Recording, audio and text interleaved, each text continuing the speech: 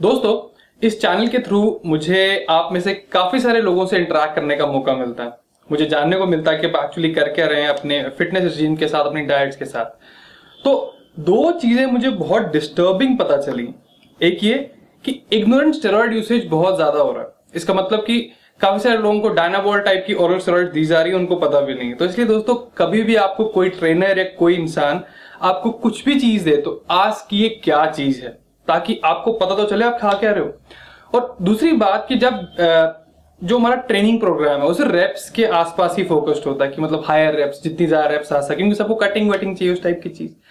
तो आज हम एक्चुअली बात करेंगे कि अगर कोई इंसान स्टेरॉइड्स पे है और कोई इंसान नेचुरल है, तो उन दोनों के जो ट्रेनिंग प्रोग्राम्स हैं वो सेम बिल्कुल नहीं हो सकते। तो एज अ नेचुरल गाय जो स्टेरॉइड्स नहीं लेता और इंटेंट भी नहीं करता लेने के लिए आपको अपना ट्रेनिंग प्रोग्राम कैसे रखना चाहिए, तो आइए बात करते हैं।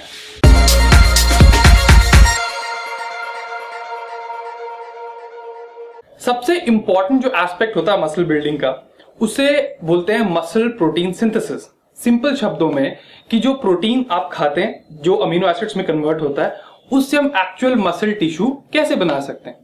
अब दोस्तों, जो लोग स्टेरॉइड्स लेते हैं उनका muscle protein synthesis basically 24/7 high होता है। लेकिन एज अ नेचुरल गाय आपका मसल प्रोटीन सिंथेसिस हमेशा हाई नहीं होता। आपको वर्कआउट्स यूज करने पड़ते हैं उस मसल प्रोटीन सिंथेसिस को एक्चुअली हाई करने के लिए।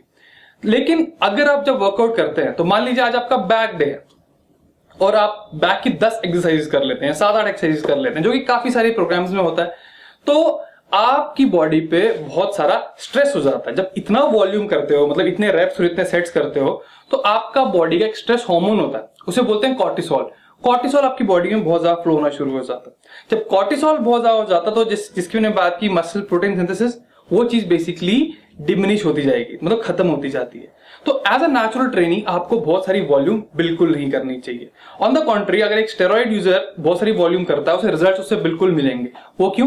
क्योंकि उनकी बॉडी का जो बायोकेमिस्ट्री है वो ऑल्टर हो चुकी है, वो चेंज हो चुकी है। एनाबॉलिक हार्मोन जो लेते हैं किसी फॉर्म में, वो कॉर्टिसोल के बड़े सारे इफेक्ट्स को डिमिनिश कर देता है। तो बात आती है कि अगर एक नेचुरल ट्रेनिंग हूं तो मुझे अपना वर्कआउट कैसे रखना चाहिए।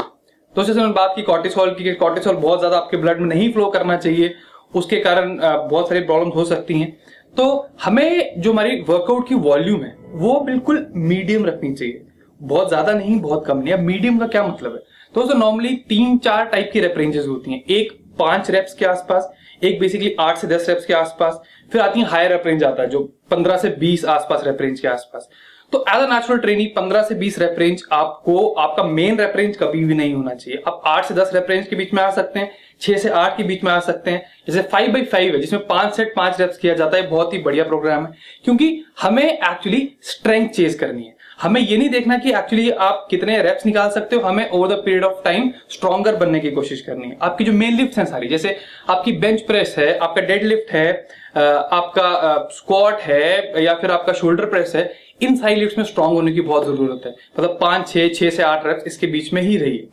तो क्या इसका मतलब है कि जो पंप वर्क होता है, मतलब आप मान लीजिए 15 से 20 रेप्स वाला या 20 से 25 रेप्स वाला, वो नेचुरल ट्रेनिंग्स को बिल्कुल नहीं करना चाहिए? ऐसी बात नहीं है, आप उसको कर सकते हैं, लेकिन वो आपके वर्कआउट का मेन सीक्वेंस है, मेन रेप रेंज कभी भी नहीं होना चाहिए। मान लीजिए आर्म डे है, तो मान लीजिए कोई एक एक्सरसाइज है जिसमें आप पंप पर कर सकते हैं, लेकिन मेजॉरिटी ऑफ द आपकी जो एक्सरसाइजेस हैं वो 6 to 8 के बीच में ही रहें तो अच्छा है। अब इससे नेक्स्ट क्वेश्चन आता है कि फ्रीक्वेंसी क्या हो हमारी बॉडी पार्ट ट्रेन करने की। अब मेजरली जब हम रूटीन्स देखते हैं, वर्कआउट रूटीन्स देखते हैं, वो प्रोफेशनल्स की जो मैगजीन से कॉपी करते हैं, उसमें हर वर्कआउट का एक दिन होता है, जैसे चेस्ट डे, आर्म डे, इस टाइप को करके। तो जैसे मैंने बात की पहले कि जो आपका वर्कआउट है नेचुरल ट्रेनिंग्स के लिए, वो एक ऐसा पार्ट है जिसमें प्रोटीन सिंथेसिस एक्चुअली स्टिमुलेट कर सकते हैं।